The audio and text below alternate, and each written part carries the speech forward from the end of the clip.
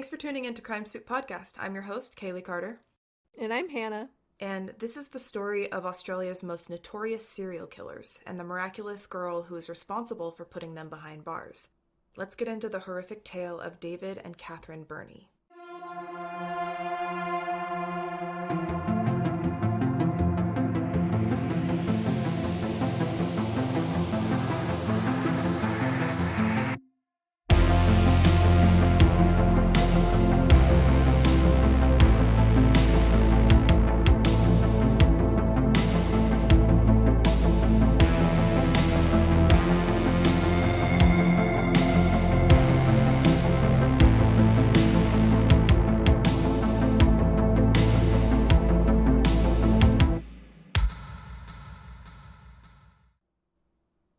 I want to warn all of the listeners that this episode contains graphic depictions of sexual violence, child sexual abuse, and general gore, so please proceed listening with caution or skip if you need to.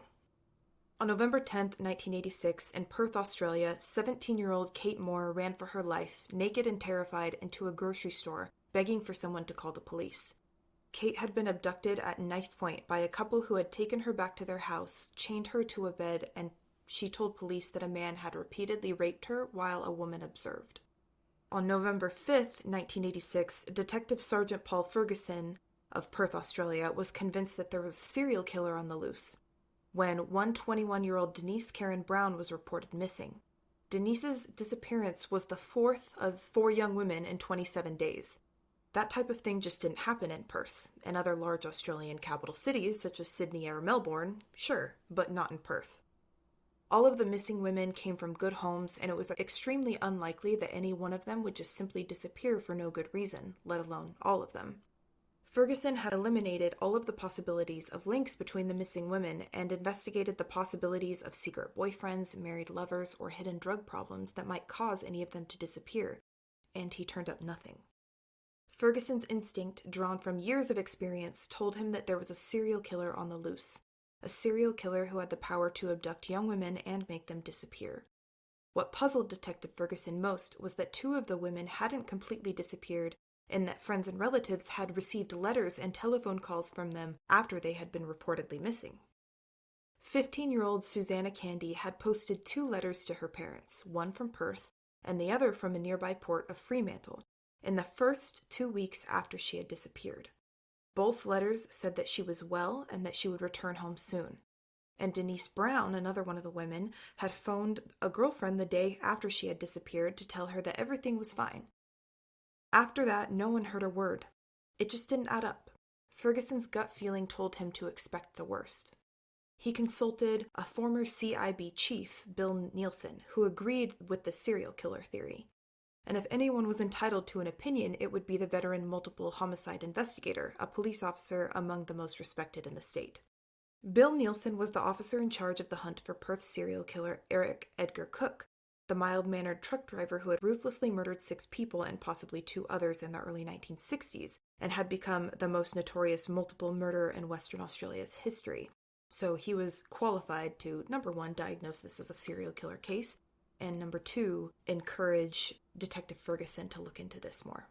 So, question. Yes. You said that all 4 of these women, are they all women or are some of them teenage girls? How old are they?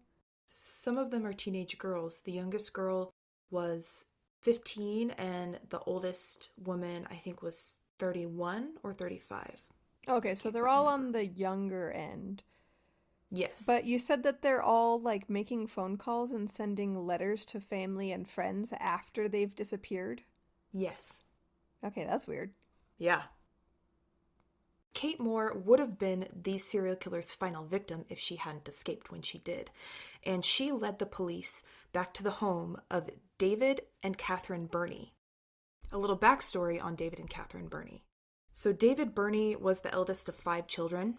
When he was younger, he lived in a semi-rural suburb of East Perth, and he and his family were very active in a Baptist church, but they were kind of ostracized from the community because there were lots of rumors circulating that, like, their family engaged in incest, and both of David's parents were very bad alcoholics, so their family was very dysfunctional.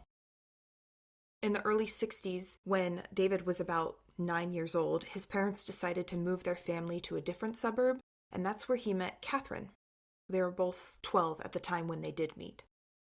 At 15, David was generally kind of a sickly-looking and unfit child, and he sought out a job as an apprentice jockey for Eric Parnham at a nearby Ascot racecourse. Eric Parnham said he looked at David and took pity on him, knowing that he came from not a great family and probably needed opportunities to make money for his family and also get on his feet. He was only 15. During his time there, though, he physically harmed the horses and started developing tendencies of an exhibitionist. I don't know if he was sexually abusing the horses as well, but it kind of sounded like he was, from what I read. But on one particular night when he worked there, David broke into an elderly lady's house, completely naked with stockings over his head, and he raped this elderly woman. He had, up to this point, a long track record of several crimes, specifically sexual crimes, and he had spent time in and out of jail for misdemeanors and felonies.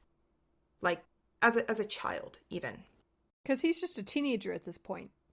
Yeah, he was 15 at the time when he did this, but he had been committing sexual crimes even before that. I think his first one was committed at like 8 years old, is when he first got in trouble for it. When he was an adult, he was diagnosed as a known sex and pornography addict and a paraphilic. I think I'm saying that right. Paraphilic. Mm-hmm. Philiac? A paraphiliac. Jesus. Okay, that's what it is. He was a known sex and pornography addict and a paraphiliac.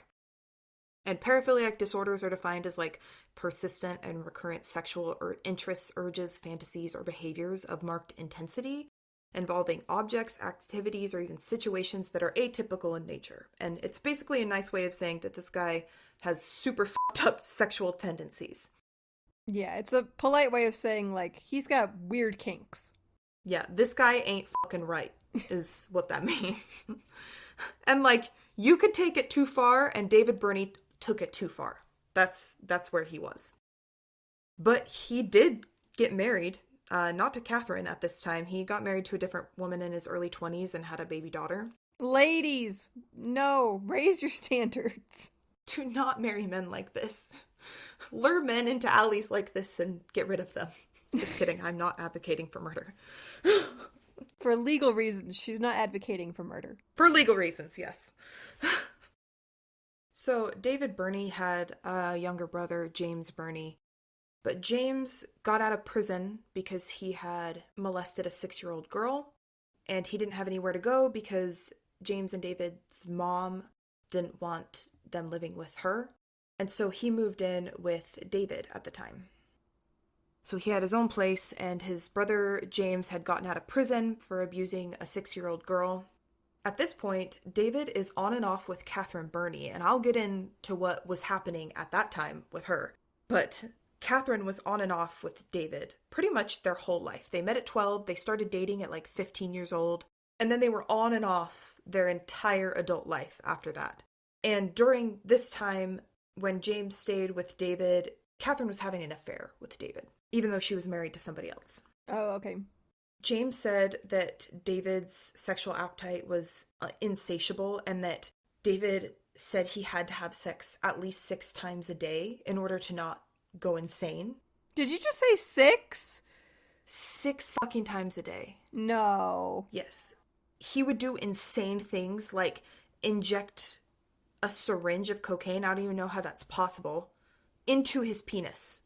And he also injected like hypodermic stuff that makes you go numb. Like when they put stitches in you, they sometimes inject you with a thing that makes you numb in that general area. It's like a general anesthetic. He would also inject that into his penis because he just wanted to have sex for longer and more often. So he would do insane things like that. And he had like a huge pornography collection, and he would always have a woman over, whether it was consensual or not.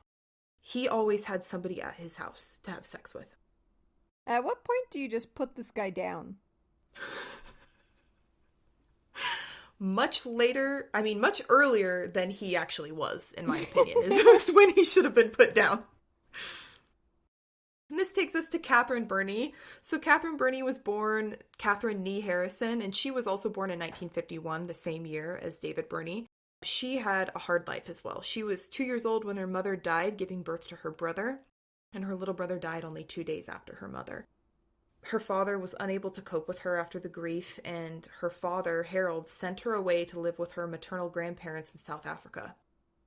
At the age of 10, there was like a custody dispute, and Catherine's father, Harold, gained sole custody of Catherine once again, so she moved back to Australia. At the age of 12 is when she met David Birnie, and by the age of 14, she was in a relationship with David, and they were getting into trouble. They were getting into a lot of trouble. And her father, Harold, hated David and begged Catherine to leave David, but the disapproval of their relationship only strengthened Catherine and David's relationship. So, for example, she and David would commit like burglaries together, and so they would steal drugs, they would steal random things and try to resell them. They would steal cars. And she said she did it all because David wanted to do it and that she would do anything David wanted to do. Obviously, Catherine's dad, Harold, hated this, hated David. Like I said, continuously begged Catherine to end it, but she wouldn't. She would always sneak out despite her father's attempts to, limit their interactions. And finally, the reason that they were separated is because Catherine and David both went to prison.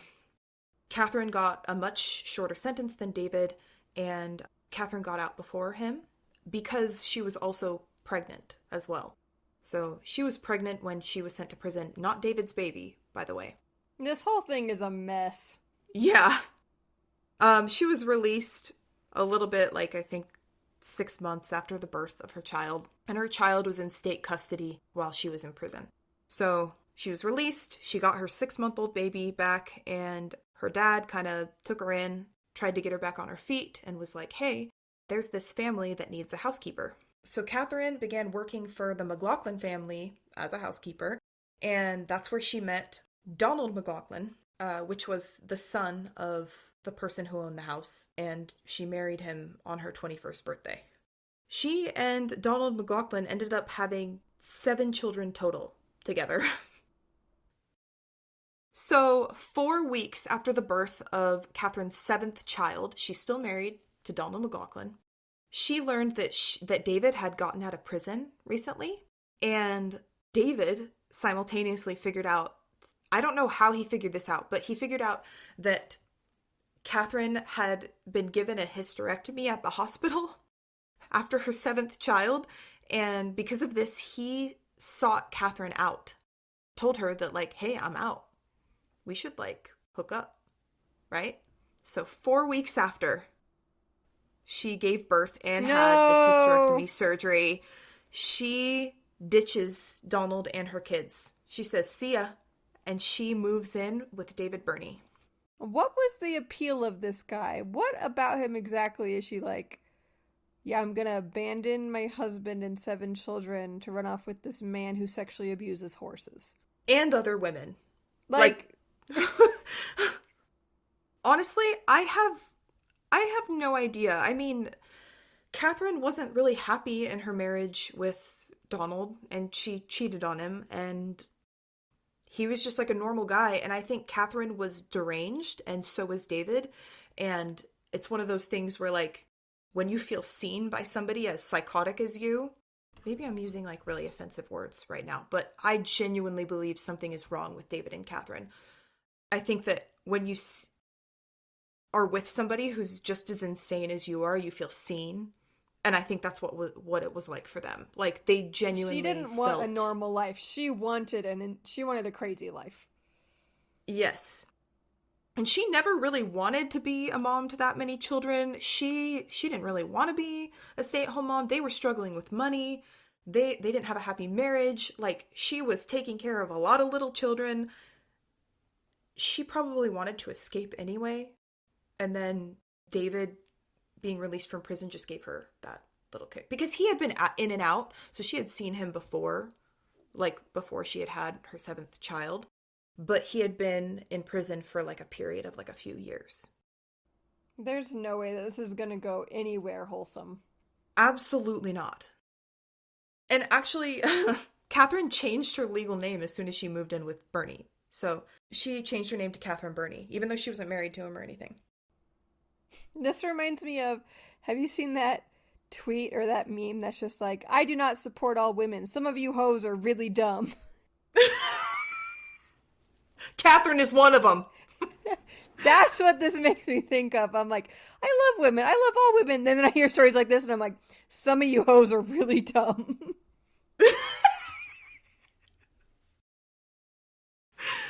Accurate. Catherine is one of the hoes that I do not support. Any problems that occur in this story, she's got nobody to blame but herself. Yeah. I'm a girl's girl through and through. Until I die, I'm a girl's girl. But fuck Catherine Birnie. Fuck Catherine Birnie. You cannot be that down bad for a man that you'd be willing to do the things that she did. Like, there's no justifiable reason. Yeah. Ever. I'll tell you about their victims, because we know that they abducted, raped, and were potentially going to murder Kate Moore, but she escaped. Mm-hmm. And that the police had been investigating the disappearances of 4 women before Kate Moore went missing. The first girl who went missing was 22-year-old Mary Nielsen. She was studying psychology at the University of Western Australia, and she worked part-time at a suburban delicatessen? I have no idea what that word is. Delicatessen? Yes, thank you. What is that word? What does that mean? I didn't look it up. It's just a deli. Oh my god, are you serious? That's what deli is short for, is delicatessen. What the hell? You never knew that? That's fake. Why does that sound like so fancy for somebody who makes sandwiches? I mean, actually, now that I'm thinking about it, anybody who makes sandwiches for a living deserves the highest praise, because sandwiches are fucking delicious. Kaylee, you are damn near 30 years old and you've never heard the word delicatessen? Never in my whole life. And I would honestly be content to die without knowing that. So, whatever, I guess. Now I know it. I don't know what that's going to serve me for in the future at all. So my favorite part, though, is that you saw the word and you didn't even bother to look it up. You're like, whatever. What the fuck is that? I have other things to do. There's a lot going on in this. Okay, I'm about to tell you there's a lot of shit going on in this. So you'll understand why I did not bother to look that up. The only wholesome thing about this are the victims, unfortunately, before they were murdered. But 22-year-old Mary Nielsen was a beautiful deli sandwich maker while she was studying psychology at the University of Western Australia, and she was hoping to take a job as a counselor with the community welfare department. Her parents were both lecturers and were in the UK on holiday when Mary disappeared. Mary was last seen leaving a shop on Monday, the 6th of October, to attend a university lecture, but she never made it. Her gallant sedan was found 6 days later, left in a riverside car park opposite of police headquarters. What happened on the day of her disappearance is on October 6, 1986, Mary Nielsen turned up at the Birnie house to buy some car tires. She had approached Birnie at his work to get some new tires, and David Birnie suggested that she come by his house for a better bargain, basically. He's like, if I sell you these tires at the shop, I'll have to charge you this much, but I have tires at my house, and if you come there, I'll give you a much better deal. Mary was a broke college student, so she accepted this offer. The Birnies invited her in, but as soon as she entered the house, she was seized at knife point, bound and gagged, and then chained to the bed. She was repeatedly raped, and they did heinous things to her that I will not say. Catherine and David Birnie at this point had never discussed killing anybody. They had never done this together. David, I'm sure, had abducted women and raped them on his own before, but never with Catherine. And as far as we know, David never admitted to killing anybody on his own, only with Catherine. So Catherine said she knew at this point that Mary would have to die, but they hadn't discussed anything beforehand, and they didn't know how they were going to kill her or anything like that. They ended up taking Mary to Glen Eagles National Park and they strangled her. Birnie then stabbed her once through the heart, and he told Catherine that he did that because it would allow gases to escape the body as it decomposed, and that he had read it somewhere in a book, and then they buried her. The second murder was when they abducted 15-year-old Susanna Candy as she walked along the Sterling Highway in Claremont. She was hitchhiking, but this was on October 20th, only 14 days after Mary Nielsen.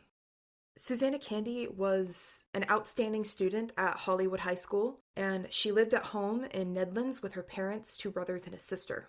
Unfortunately, after getting in the car, she had a knife at her throat and she was immediately bound. She was taken back to the house, the Birnie's house, where she was gagged, chained to the bed, and also raped.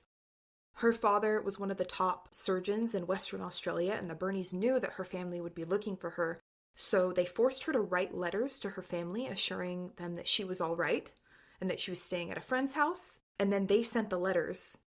Obviously, her family was like, something is terribly wrong, and they called the police. But they couldn't find Susanna at any of the friends' houses she had said, and none of the friends said they had seen her. They had no idea where Susanna could have gone, essentially. It was just immediately cold. They had no idea. As far as Susanna's death goes, she fought back against the Birnies with everything that she had. Like, even though she had been restrained, she fought so hard. They ended up having to force sleeping pills down her throat, and then David asked Catherine to kill Susanna to prove her undying love. And they buried Susanna Candy near the grave of Mary Nielsen in the same state forest. Okay, so they're developing a pattern. Yes. So I'm wondering what goes awry with Kate, their last victim, that she's able to survive.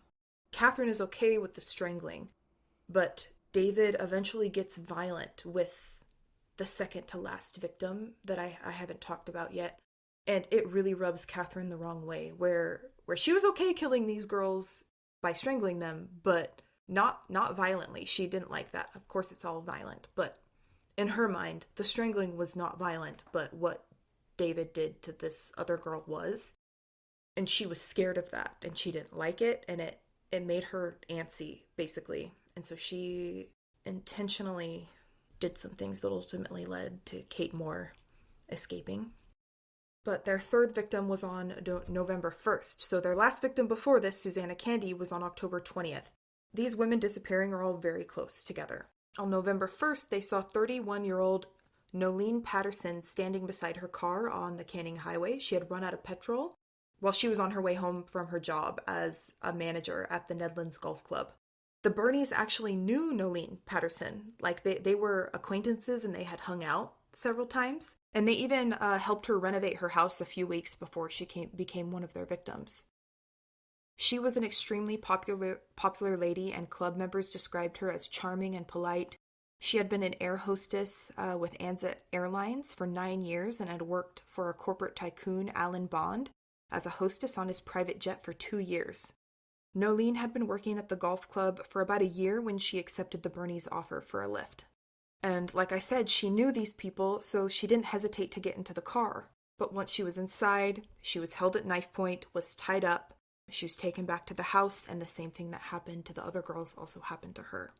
Obviously, you're telling me, and hindsight is 2020, but how do people like the Birnies, or how do people like David, who have a horrible history of paraphilia and rape and all these horrible things, how do they develop these relationships with other people and people don't think that they're sketchy or weird? Like, did they keep it hidden, or people are like, yeah, he's just a little bit weird, but I'm okay getting a ride home from him? Like, did nobody know about the other stuff that he was doing? I don't know, but I do know that people choose their friends not very wisely. Like, I know people who are friends with people that they think are terrible people. But, and they just let it slide? Yeah, like I know somebody who says They'll never let their kids go swimming at this guy's house because they just get a bad feeling. But they'll go over and hang out with him. They'll go swimming at his pool, but they'll never let their kids do this. Like, I don't understand that. I don't understand it either. 1000% it doesn't make sense to me. If I get a weird vibe about someone, like, I'm not gonna fake it and be friends with them and go over to their house anyway and be like, well, stay away from that person. Absolutely. I'm not going to pursue relationships with people that are even a little bit sketchy to me. Yeah, like, I would not be friends with anyone unless I also felt confident or comfortable, like, for the most part, leaving my kids with them. Yeah. But to Agreed. each their own. I agree. I don't know if this is a situation where that applies. The same thing that happened to the other girls also happened to Nolene, except they did not kill her right away. David kept her alive for 3 days because he started developing emotional attachments to Nolene, and this made Catherine so angry. She felt very compared to Nolene, and I didn't include a lot of details about what they did to the other girls, but basically Catherine would watch while David assaulted these girls, and Catherine would also participate. But Nolene was very beautiful, very elegant, and Catherine felt very compared to her. And so she hated watching David and Nolene, and she wanted to hurt Nolene. So every time she got to participate, she wanted to hurt her. And David just wanted to keep Nolene alive, even suggesting that they keep her alive indefinitely, right? And just keep her as a prisoner. Catherine did not want that. After 3 days, Catherine held a knife to her own throat and said it was either her or me. And David chose Catherine. And then Catherine said, okay, then I want to kill her then, or I want you to kill Nolene to prove to me that you love me. And so that's what they did. And they took her body to the forest and buried Nolene near the other 2 girls. On November 5th, only 4 days after they abducted Nolene. So they had buried Nolene, and basically the next day they found their next victim, who was 21-year-old Denise Brown. Denise was waiting for a bus on Sterling Highway when the Birnies found her. She was a fun-loving girl who worked as a part-time computer operator in Perth, and she spent a lot of her spare time at dances and nightclubs. She shared a flat with her boyfriend and another couple, and she had spent the night at Cool Bellup Hotel with a friend of hers, and she was waiting for the bus to get a lift home when the Birnies offered her a ride. And a friend said about Denise later that she was someone who would do anything to help anyone, and she trusted a lot of people. And so that's probably why she didn't think twice about getting a ride from David and Catherine Birnie. She was held at knife point, taken back to the house, chained to the bed, and violently assaulted. The following afternoon, she was taken to Wanneroo Pine Plantation, and along the way, they picked up another victim. Denise wasn't dead. She was in the back seat of the car, and while they were going to the place where they were going to kill her, they saw this 19-year-old girl on the side of the road and pulled over to offer her a ride. The 19-year-old was finishing university after the day, and she was walking along Pinjar Road in Wanneroo, and David and Catherine pulled up beside her. And she noticed another person slumped in the back seat, and later she realized that person in the back was probably Denise Brown. She said, "I felt uneasy. I didn't recognize the car. There was a man driving and a woman in the front seat of the car. The man kept looking down, not looking at me, and the woman was drinking a can of UDL rum and coke. I thought the fact that she was drinking at the time of day was strange. He didn't look at me the whole time. It was the woman who did all the talking. She asked me if I wanted a lift anywhere, and I said, no, I only live up the road. They continued to sit there, and I looked in the back seat where I saw a small person with short brown hair lying across the seat. I thought it must have been their son or daughter asleep in the back. The person was in a sleeping position, and from the haircut looked like a boy, but for some reason I got the feeling it was a girl. I told them again I didn't want a lift because I was walking, and it was good exercise. The man looked up for the first time and gazed at me before looking away again. By this time, more cars had appeared, and I started to walk away, but they continued to sit in the car. Finally, the car started, and they did another U-turn and drove up Pinjar Road towards the Pine Plantation. It wasn't until I saw a really good photo of Catherine Birnie that I realized who they were. Somebody must have been looking after me that day. I don't know what would have happened to me if I got into that car. Oh my god. Could you imagine? Yes. I cannot even imagine. It's terrifying to even think about. I've read stories like that, accounts of people who, after the fact, realized that they were being stalked or they had some sort of interaction with someone who was later convicted as a serial killer. And I'm like, whew! It's a great story for parties. Yeah. I don't know how you go about your normal life. Like, I don't think I'd ever trust anyone again. I don't trust anyone now. But like, yeah, no. but like after that, never trust anyone again. Like, everyone is 2 arms length distance and a leg. What like, I don't get, I don't want to victim blame, but I literally don't understand the sentiment of getting a ride from a stranger. Like, the idea of getting into a car with someone that I don't know is so foreign to me. It's wild to me that there's people who actually do it. It's true, but this was in 1986, and this was in Perth, Australia, which is relatively small, and there is not a lot of... this is not a high crime area at all. Okay. And also, I think, like, because it was Catherine who did the talking, and it was Catherine also in the car, like, I don't think these women would have accepted a ride just from David Birnie alone, like if David had pulled up. But because Catherine was in the car, and because Catherine seemed like chill and was like, hey, you need a ride, sweetheart, I think they felt a little bit more safe with a woman in the car, and so they accepted. Fatal mistake. Yeah. Don't trust anybody. Yeah, especially if there's a man involved.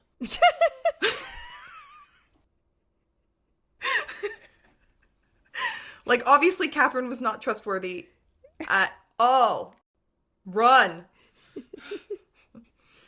I love that was the theme in the last episode that we recorded, or the next episode. I don't know what order I'm going to put these in, but we just recorded the episode about Eldon Anson, and our theme was just run.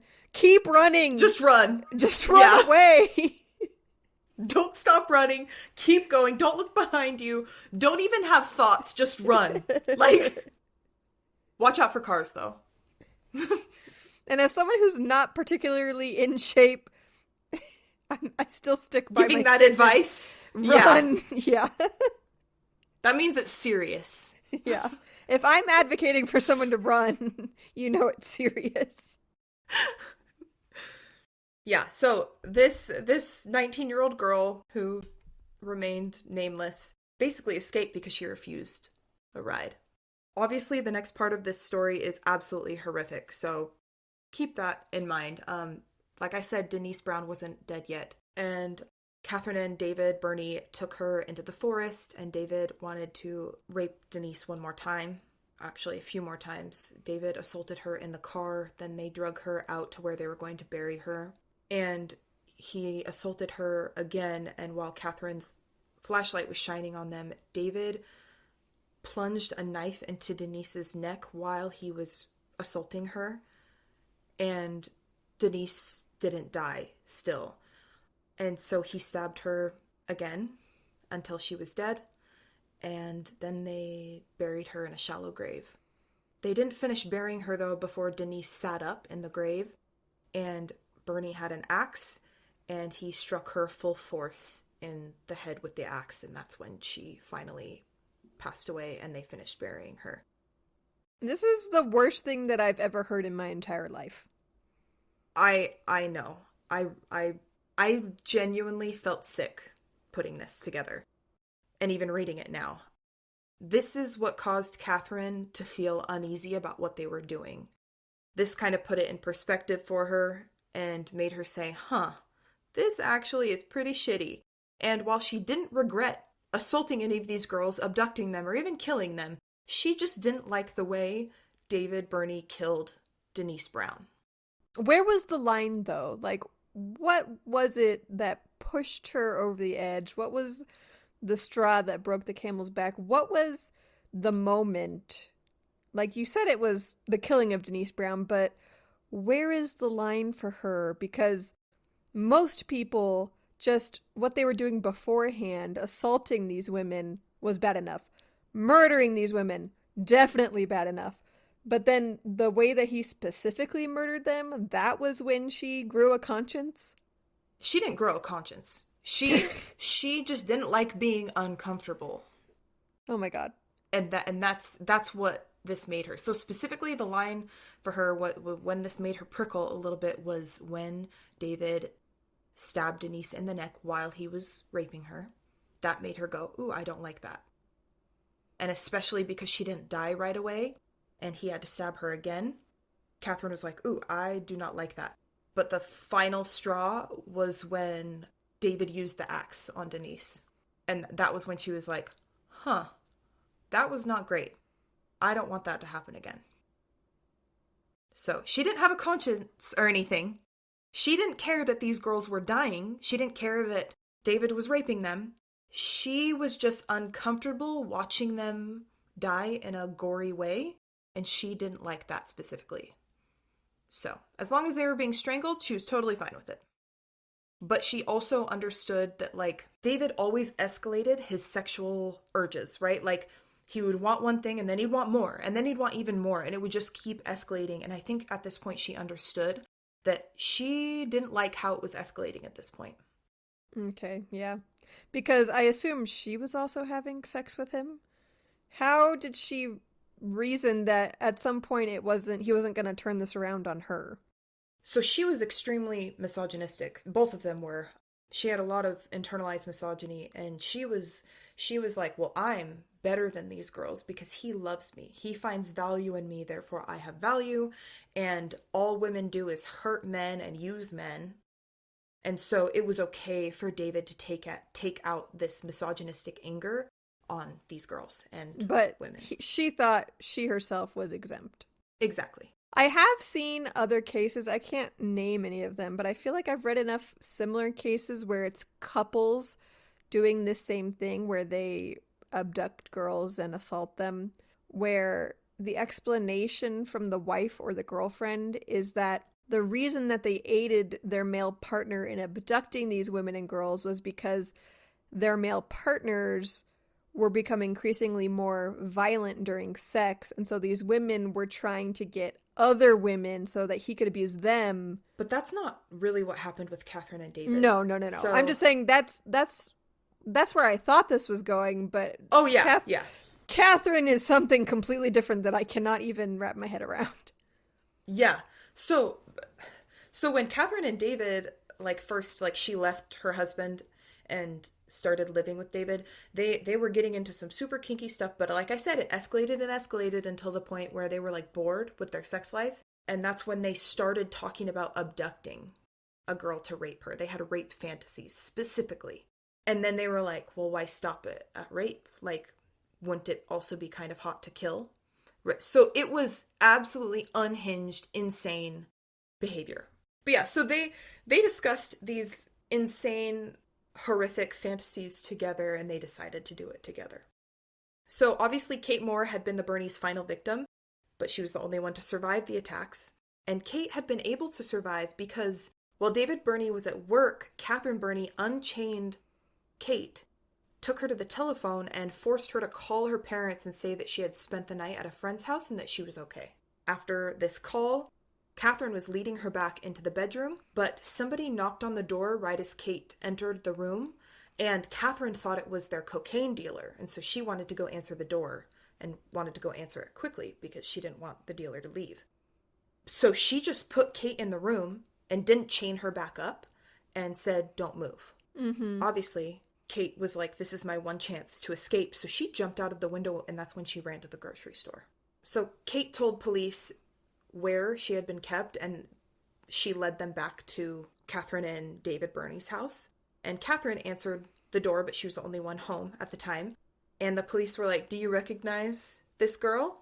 And Catherine Birnie said that she did recognize the girl, but she would not answer any more questions until her husband was present. So the police ended up going to David Birnie's work, picking him up, taking him back home. And we're like, okay, your husband's present. Now you can answer questions. That's when Catherine and David Birnie told the police that they did know Kate. But Kate was lying about being kidnapped because she had willingly come to the house to share a bong with them.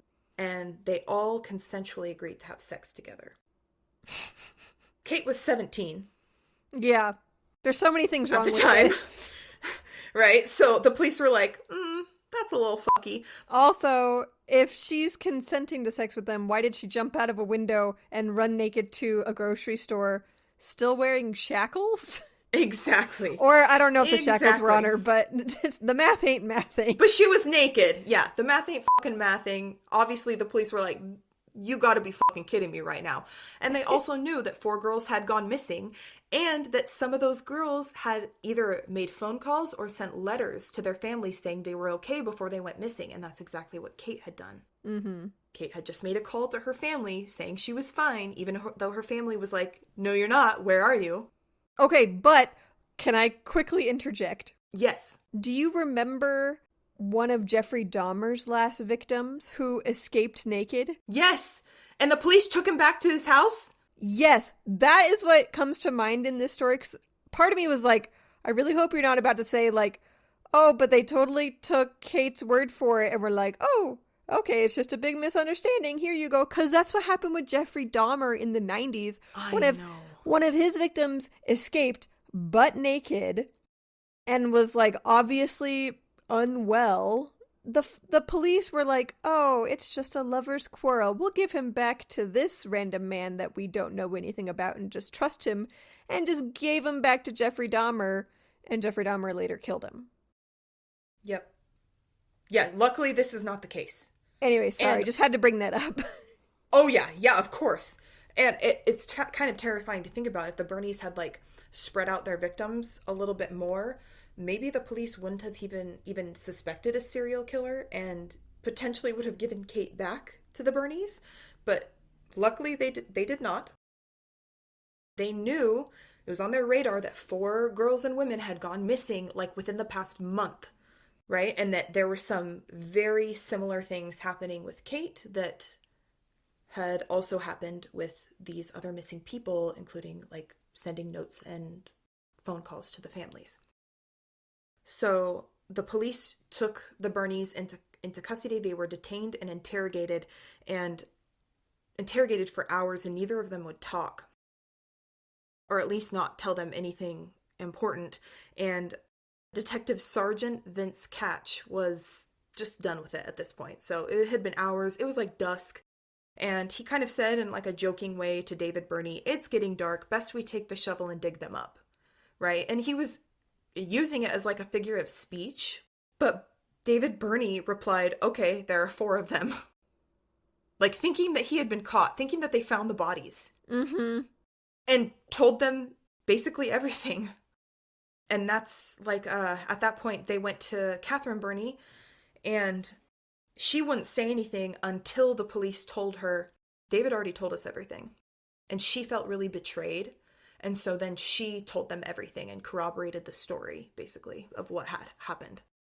They took David and Catherine Birnie to the national park to get them to show the police where they had buried these girls. And David was very happy to show the police where he had buried 3 girls, but Catherine especially wanted to tell police where Nolene was buried. It makes me especially mad whenever criminals aren't even smart. Like, of course, Obviously, I hate all serial killers who do heinous things like this. But whenever they're not even particularly smart people, or they're obviously very messy, and I feel like they should have been caught earlier, it just makes me especially mad, because I'm like, it shouldn't have gotten this far. These 2 idiots should never have gotten this far. Yes, agreed. Honestly, I don't understand how and why David Birnie wasn't locked up for longer for all of the horrific things that he did before this, too. Obvious signs from a very young age. Yes. David Birnie pleaded guilty to 4 counts of murder and 1 count each of abduction and rape. And when he asked why he pleaded guilty, he gestured towards the victims' families and said, it's the least I could do. Oh my god. Fuck you, David Birnie. Yeah. He was sentenced to 4 consecutive sentences of life imprisonment, and after being sane enough to stand trial, Catherine Birnie was also sentenced to 4 consecutive sentences of life imprisonment by the Supreme Court of Western Australia. David Birnie was held at a maximum security Fremantle prison, but he was soon moved to solitary confinement because he had raped another inmate. And he was moved to solitary confinement to keep other inmates safe from him, but also to keep him safe from other inmates because they obviously hated his bitch ass. He stayed in that prison until it closed in 1990, but then he was moved to the Kuswarna prison, and that's where he stayed until the 7th of October 2005 because he committed suicide by hanging the day before he was supposed to appear in court for the rape of a fellow prisoner. So it sounded like he potentially sexually assaulted a lot of people in prison. Catherine Birnie is imprisoned to this day in Bandy Up Women's Prison, where she is the head librarian. Her first application for parole in 2007 was obviously rejected, and then the Attorney General of Western Australia, Jim McGinty, said that her release was highly unlikely while he remained in office. He would never grant her parole. I mean, I agree with that. Good call. I absolutely agree with that too. Good call. So her case was to be reviewed again in 2010, but however, on March 14th, 2009, the new Western Australian Attorney General, Christian Porter, revoked Catherine Birnie's non-parole period, making her the second Australian woman ever to have her papers marked never to be released. So Catherine Birnie will never, ever get out of prison. She will rot there till the day she dies. And David Birnie didn't suffer enough in this life, honestly, before he took his own. But I am glad that he's not on this planet anymore so that he can't hurt any more people, because he just could not stop hurting people. That is my awful story for today, and I am very sorry. I don't think you're sorry enough. You're right, I'm not, or else I wouldn't have done this. And I think you're going to do it again real soon. I think I am, unfortunately. All right, then I'm going to sign us off unless you have anything else you'd like to say. No, I'm done with this case. Yeah, same. I want to get the fuck out of here, dude.